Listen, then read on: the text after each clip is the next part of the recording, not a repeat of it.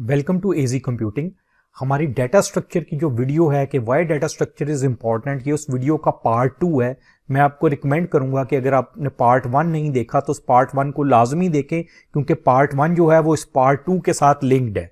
Part 1 जो है उस वीडियो का लिंक आपको वीडियो की डिस्क्रिप्शन में भी मिल जाएगा और आई बटन में भी मिल जाएगा। इसी तरह जिस तरह हमने ऑपरेशंस की बात की, ये डेफिनेशन हमने भी पहले भी देखी है कि organising and storing data to perform operation efficiently.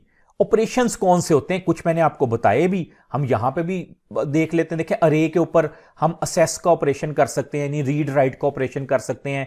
Insert delete, किसी चीज को सर्च का ऑपरेशन करना है तो अरे को यूज कर सकते हैं। ट्रैवर्सल का मतलब कि हर डेटा को विजिट करना। इसी तरह लिंक लिस्ट, उसमें भी आप देखें इंसर्शन, डिलीशन, ट्रैवर्सल, सर्च का ऑपरेशन। स्टैक में जो हमने बात की, पुश कर सकते हैं, पॉप कर सकते हैं। इसी तरह क्यू में enqueue, dequeue, front, empty queue हो सकती है, ट्रीज, ग्राफ, ये सारे ऑपरेशंस हैं। अब जरूरत इस चीज की होती है कि as a developer, as a scientist, computer scientist, आपको पता होना चाहिए कि जो चीज आप बनाने जा रहे हैं उसमें क्या ऑपरेशंस होंगे, उस एप्लीकेशन में क्या ऑपरेशन होंगे और उसके लिए आपको कौन सा डाटा स्ट्रक्चर सबसे ज्यादा सूट करेगा। हम इसको समझते हैं, अभी रियल लाइफ एग्जांपल्स है भी। मसलन मैं कहता हूं मैं एक एप्लीकेशन बना रहा हूं जिसमें बार बार इंसर्शन और डिलीशन का ऑपरेशन होना है, कुछ इंसर्ट करना है, कुछ डिलीट करना है और ये बार बार होता रहना है। तो मैं कहूंगा कि मेरे लिए सबसे बेहतर वहां पे इस फॉर्म में लिंक लिस्ट है। ठीक है, तो इस तरह से हमें सिलेक्शन करनी पड़ती है। मैं आपको कुछ रियल लाइफ एग्जांपल्स बताता हूं जहां से आप और बेहतर तरीके से समझ जाएंगे कि डाटा स्ट्रक्चर की इंपॉर्टेंस क्या है। कुछ रियल लाइफ यूज केसेस की बात करते हैं।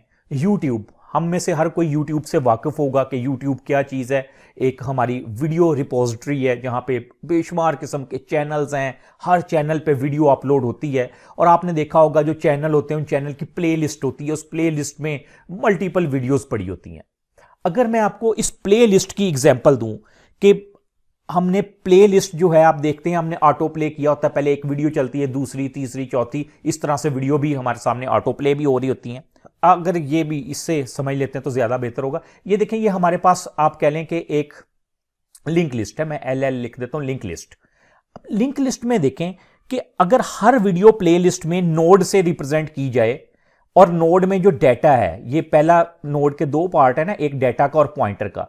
तो ये जो हमारे पास यहां पे डाटा है, यहां पे हम कह लें कि वीडियो का हमारे पास URL हम स्टोर करवा देंगे, टाइटल क्या है, उसका ड्यूरेशन कितना है और इस तरह की चीजें। और यहां पे जो पॉइंटर क्या होता है, एक वेरिएबल होता है जो किसी दूसरे वेरिएबल का एड्रेस अपने पास स्टोर करता है। इस पॉइंटर में हम नेक्स्ट वीडियो का एड्रेस रख देंगे। यहां पे नेक्स्ट वीडियो आ जाएगी, मैं यहां पे लिख देता हूं V1। वीडियो 1 की सारी इंफॉर्मेशन, जो भी उसका URL वगैरह है, उसका डिस्क्रिप्शन, ड्यूरेशन। इसी तरह वीडियो 2, ठीक है। यहां पे मैं कह लूं कि जो पॉइंट करेगा, पॉइंटर में क्या होगा, हमारे पास रेफरेंस होगा वीडियो 2 का। इसी तरह यहां पे रेफरेंस होगा, आगे इधर वीडियो 3 आ जाएगी, इधर इसमें वीडियो 3 का रेफरेंस होगा।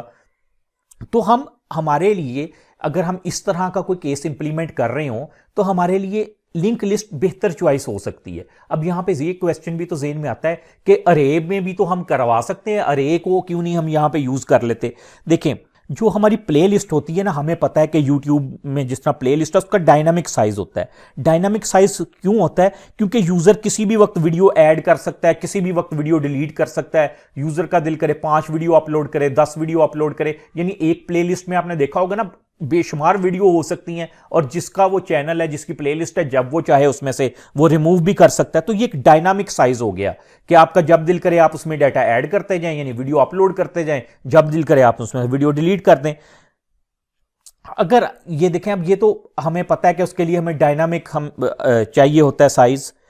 तो अगर हम यही काम कह रहे हो कि अरे में करवा रहे हो, जबकि हमें पता है कि बहुत सारी प्रोग्रामिंग लैंग्वेजेस में अरे का साइज फिक्स्ड होता है। अगर प्लेलिस्ट को हम अरे डाटा स्ट्रक्चर से इंप्लीमेंट करें तो हमें अरे का साइज डायनामिकली जो है वो इंक्रीज करना पड़ेगा, या शायद कुछ केसेस में कम करना पड़े।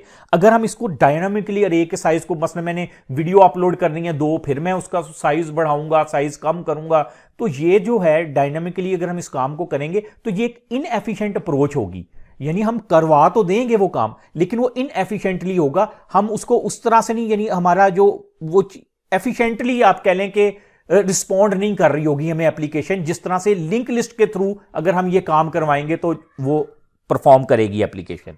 तो ये एक यूज केस हो सकता है कि हमने एक सिनेरियो लिया, उसको जज किया, उससे हमने एक डिसीजन लेना चाहा कि कौन सा बेहतर हो सकेगा। आल्दो हमें नहीं पता, कोई भी एप्लीकेशन हो ना, हमें नहीं पता होता उसके बैक एंड पे कौन सा डाटा स्ट्रक्चर यूज हो रहा है। हमने तो एक यूज केस लिया कि अगर हम लिंक लिस्ट से इस तरह का काम करवाएंगे प्ले लिस्ट वाला, तो वो ज्यादा एफिशिएंट होगा एज कंपेयर टू अरे।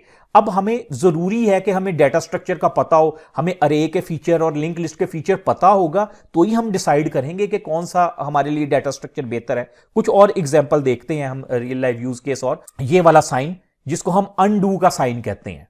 अनडू का मतलब हम अक्सर कंट्रोल जी कर रहे होते हैं। मसलन आपने कुछ लिखा, टाइप किया ABC, आपने सी को रिमूव किया, आपने अनडू को प्रेस किया, सी वापस आ जाएगा। अब आप देखेंगे क्या सिनेरियो क्या चल रहा है। सिनेरियो ये चल रहा है जो लास्ट पे, सबसे लास्ट पे आपने लिखा था, रिमूव किया, अनडू किया, वो लास्ट वाला ही आया। तो ये तो सिनेरियो कुछ इस तरह का है जो लास्ट इन फर्स्ट आउट, यानी इस तरह का काम हमारे माइंड में आना चाहिए कि हम स्टैक से बेहतर तौर पे करवा सकते हैं। इसी तरह से आप ये देखें, ये वाला आपने कुछ सिंबल्स हैं जो कि आपने अपने वेब ब्राउजर में देखे होंगे। होम हो गया, रिफ्रेश हो गया, बैक। ये जो बैक का बटन है, आपको पता है जब आप बैक का बटन प्रेस करते हैं, आप पिछले पेज पे, मोस्ट रीसेंट पेज पे चले जाते हैं। फॉर एग्जांपल ये हमारे पास, अब इसको इस तरह से समझ लेते हैं, ये हमारे पास स्टैक है।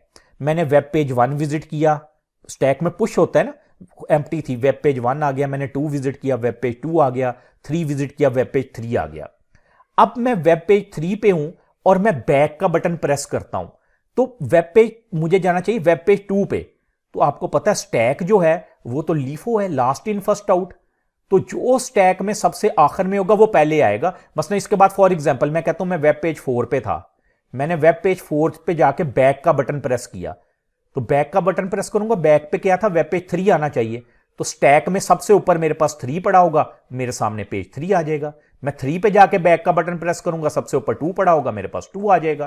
तो देखिए एक एफिशिएंट ऑपरेशन हो रहा है।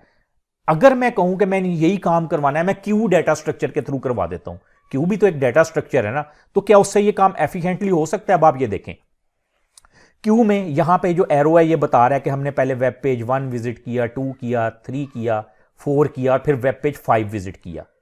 अब मैंने वेब पेज 5 पे जाके, ठीक है, वेब पेज 5 विजिट किया, 5 पे जाके मैंने बैक का बटन प्रेस किया, तो मैं तो एक्सपेक्ट ये करूंगा कि मुझे वेब पेज 4 मिलना चाहिए, ठीक है, क्योंकि 4 के बाद 5 पे गए थे ना, मोस्ट रिसेंट तो 4 है, मुझे 4 वेब पेज आना चाहिए। लेकिन क्यू में क्या होगा, क्यू में तो होता है फर्स्ट इन फर्स्ट आउट, जिसको हम फीफो बोलते हैं, फर्स्ट इन फर्स्ट आउट।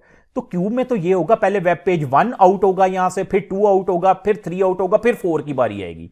तो अगर हम इसको क्यू के थ्रू इंप्लीमेंट करें, इसका मतलब है हम जब फॉर एग्जांपल वेब पेज 5 पे थे, बैक का बटन प्रेस किया, हम चाह रहे थे वेब पेज 4 पे जाएं।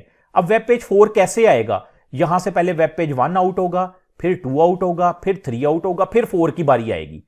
तो ये तो हम कह सकते हैं कि एक इनएफिशिएंट ऑपरेशन है जो कि हम इस तरह से परफॉर्म कर रहे होंगे, ठीक है। इसी तरह यही YouTube के यूज केस में भी यही था ना, कि हम जब अरे का साइज बढ़ाते हैं तो हो सकता है हमें जो पहले पुरानी अरे के एलिमेंट है उनको भी तो रखना है, उन सबको भी हम न्यू अरे में कॉपी करेंगे। हम तो ये कहेंगे कि हमारे मेमोरी भी ज्यादा यूज हो रही होगी अगर हम वही लिंक लिस्ट वाला कॉन्सेप्ट जो है, या आप कह लें कि YouTube प्ले लिस्ट वाला कॉन्सेप्ट जो है अरे के थ्रू इंप्लीमेंट करना चाहें। इसी तरह आप देखें, ये जो हमने कहा कि ये जो दो हमने यूज केसेस लिए, एक किसी भी सॉफ्टवेयर में आपको पता है कि अनडू का बटन भी होता है, और ये कोई भी ब्राउजर आप यूज कर रहे हो बैक का बटन भी हम इनको यूज करते हैं। तो देखिए अगर हमने इस तरह का काम करना है तो हमें पता है कि स्टैक बेस्ट है। हमने कहा कि हम क्यू को भी यूज कर सकते हैं, लेकिन एफिशिएंट तो नहीं होगी क्यू। तो यही वजह है कि हम कहते हैं कि हमें पता होना चाहिए कि कौन सा डाटा स्ट्रक्चर जो है वो हमारे लिए बेस्ट डाटा स्ट्रक्चर हो सकता है। तो अब बात यहीं पे खत्म नहीं होती है। अब इशू ये है कि जब हम इनको पढ़ते हैं, इनके आगे फर्दर टाइप्स है हमारे पास। फॉर एग्जाम्पल अब देखें, जब हम अरे को बारे में पढ़ते हैं तो अरे की अपनी कुछ टाइप्स हैं। फॉर एग्जाम्पल 1 डायमेंशनल अरे, 2 डायमेंशनल अरे, 3 डायमेंशनल अरे। इसी तरह जब हम लिंक लिस्ट को पढ़ते हैं, लिंक लिस्ट के आगे कुछ टाइप्स होती हैं, सिंगली लिंक लिस्ट जिसको कहते हैं, doubly link list, circular link list हो गया। स्टैक के बारे में पढ़ते हैं तो स्टैक हमारे पास अरे बेस्ड स्टैक होते हैं, लिंक लिस्ट बेस्ड स्टैक होते हैं, डायनामिक्स स्टैक्स होते हैं हमारे पास। ट्री के बारे में जब हम पढ़ते हैं, बाइनरी ट्री होते हैं, बाइनरी साइज ट्री हैं, बैलेंस ट्री हैं। ग्राफ की भी मल्टीपल टाइप हैं, डायरेक्टेड हो सकते हैं, वेटेड हो सकते हैं, कंप्लीट हो सकते हैं। तो ये सारी फर्दर टाइप्स हैं। तो ये रीजन थी डेटा स्ट्रक्चर की, जो आपने देखा कि इज डेटा स्ट्रक्चर इंपॉर्टेंट। तो yes, data structure is important. क्यों इंपॉर्टेंट है? क्योंकि जब भी हम कोई चीज़ डेवलप करते हैं, हमारी फर्स्ट प्रायोरिटी ये होती है कि वो एफिशिएंटली परफॉर्म करे। एफिशिएंटली परफॉर्म करने से मुराद हम ये कह रहे होते हैं कि उसके ऊपर जितने भी ऑपरेशन हम परफॉर्म करें वो जल्द हों, कम से कम टाइम में ज़्यादा से ज़्यादा ऑपरेशन परफॉर्म हो। और वो चीज़ किसके ऊपर डिपेंड करती है? वो हमारे डेटा स्ट्रक्चर के ऊपर डिपेंड करती है कि हम कौन सा डेटा स्ट्रक्चर जो है इस काम के लिए सिलेक्ट करते हैं। Thank you.